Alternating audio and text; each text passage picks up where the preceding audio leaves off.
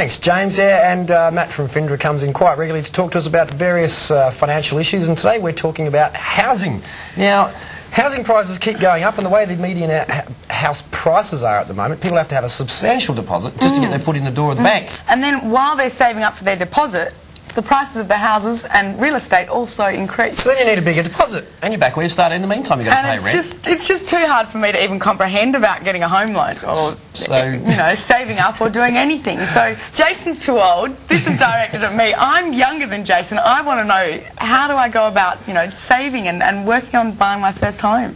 Yeah, good question. Good morning, guys. Well, there's several ways, really, but the one I'd love to talk to you about today, Edwina, is gearing. And specifically the part of gearing called margin loans. So what is gearing is probably the very next question. Gearing really is using someone else's money to invest. Oh, I like the sound of that. And you get to keep all the profits. Excellent. Does that sound like a good idea?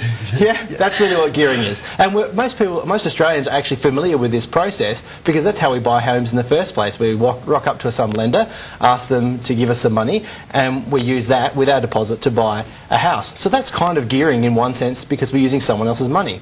Gearing is really using the same process but using the money to invest rather than to buy your own house. That's gearing. Because there was a time, just not in the not too distant past, that you could use your $7,000 first home buyers grant, and that would be a deposit. Yes. Gone are those days. Yes, very much so. Yeah, now you need a lot more than that. Like with a 10% deposit on the average house price of $250,000 in Perth, probably you can't get much under that. What do you need? 25 grand. It's phenomenal. And of course the median house price being closer to 400,000 now means it really is getting hard unless you've got a strategy to maximise your money. Now, that's right. So obviously we're using the gearing, and obviously we know what gearing is. Now what's this margin loans? What's that all about? Well, margin lending is a form of gearing where instead of gearing is more the umbrella term, where you're just borrowing someone's money to invest. The purpose for what that you use it for is where margin lending comes in. Margin lending is when you use it to buy managed funds or direct shares. So the margin just relates to the equivalent of a deposit if you're buying property. So that's really it. It's exactly the same. Margin lending is gearing. You're just using it to buy shares. The difference is, when you buy a property, you need quite a lot of money to borrow. With margin lending, you can get in with a small amount of $1,000. You put in $1,000, the lender will match it. And every month you put in another $100, for example, they'll lend you another $100. So very quickly, your investment portfolio builds up. Plus, you're keeping all the profits. See, keeping profits, that all sounds excellent, but surely there's got to be, some hidden secrets. There's got to be some disadvantages to it. Absolutely. The major disadvantage is they want their money back. So if it goes down, you wear all the downside as well. So they're happy just to get the money that they've lent you back, plus interest, of course. So you keep the profit, but you wear all the downside as well. So that's the major disadvantage. The other disadvantage is that for the average Australian, they really respond quite poorly to the downside. So the major disadvantage is actually an emotional or mental disadvantage where people can't handle it. Because think of gearing as, or think of investing as a roller coaster ride. Do you like roller coasters? Well, if you don't, then borrowing money to invest is going to make the highs of the roller coaster higher and the lows lower. So the roller coaster ride is going to be scarier and hairier for you. Nice. So that's one of the major downsides. If you want white knuckle ride, then gearing is, well, it might be for you. If you don't want that, don't go for gearing. So how does that work then? Is if you're, obviously you're talking about margin lending on some shares, for argument's sake. Now, if the value of the shares goes down, you still just keep putting your money in and just sort of ignore it and wait for it to come up again like you would normally try to do if you're just a normal everyday investor? That's exactly right. Taking a long-term view is exactly the process. With investing, you take a long-term view, 5 to 7 years if you're going into equities. With margin lending, you at least need to take the same time frame, probably 7 years. So this is a great strategy for people who are perhaps coming out into their first job. And then thinking, well, I don't know where I'm going to buy a house, but I know one day in the next 5 or 7 years I might want to, so maybe later in their 20s. They start the process from the day they earn $1. By the time 5 or 7 years has gone past and they now feel like settling down, they've got quite a substantial deposit and they've given themselves the time to ride out the roller coaster ride.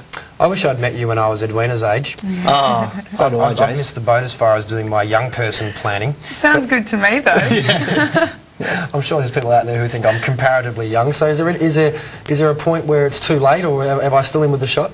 Well, you're still in with a shot. It depends upon whether you're willing to ride out the 5 or 7 years. When do you want to buy a house? So this is really a strategy if you're 5 to 7 years away from buying a house. There are other ones if you're in a shorter time frame, and that generally comes down to save more. Because often, do you want one? Yes, please. Shall I throw one in? Well, often I see people talking to me about buying a house, maybe in a year's time, and they want to buy a $300,000 house, for example. They calculate the repayments, and they can't afford the repayments, so they don't buy the house now. But they are saving less than the repayment. So if they start saving from day dot, the equivalent of what the repayment would be, they'll accelerate their deposit. Not only that, you'd be comfortable knowing that you'll actually be able to meet your repayments. Exactly. That's right. So that's a double benefit there, and that's probably the best strategy. I think it's a practical, simple one. It means saving harder, but it means you get your house quicker.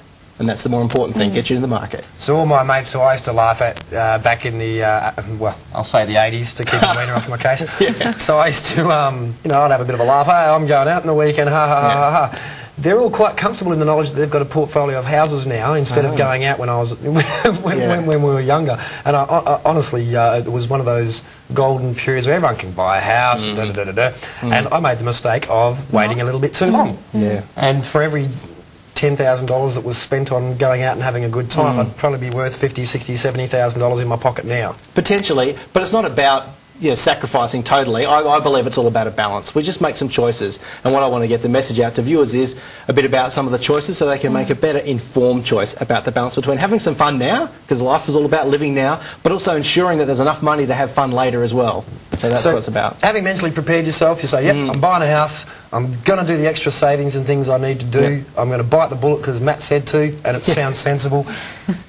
Getting over that, the mental preparation, as you're saying, being aware there are going to be ups and downs. How do I go? What's my first step? What do I do? Well, this is quite a strategy which requires a bit of wisdom and some expertise. So I would suggest with this strategy, definitely seek some expert assistance. Talk to a financial planner is probably your best bet. They'll be able to help you, educate you about the ups and downs so that you're ready for it before it actually happens. They'll be your support when it actually does happen. They will help you pick the right investments, and they'll help you get into the right margin loan.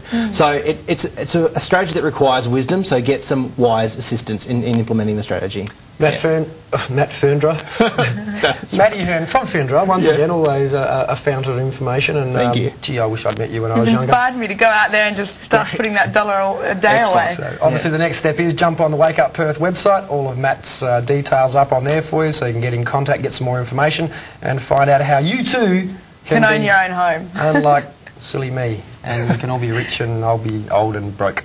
But look, great advice, and margin lending sounds like, well, again, get the right advice, look at the big picture. But Ed, you're going to go and buy a house today, aren't you? Well, not today, maybe in 5 to 7 years. That's right. No worries at all. Well, come see me there when it's a nice big flash house. That's why I'm going to be a toy boy. That's my my end goal. So. But thank you for the advice, Matt. We do need to go to a break. Sorry, Matt, we'll have to leave it there, but we look forward to seeing you again in the very near future. Likewise. We're going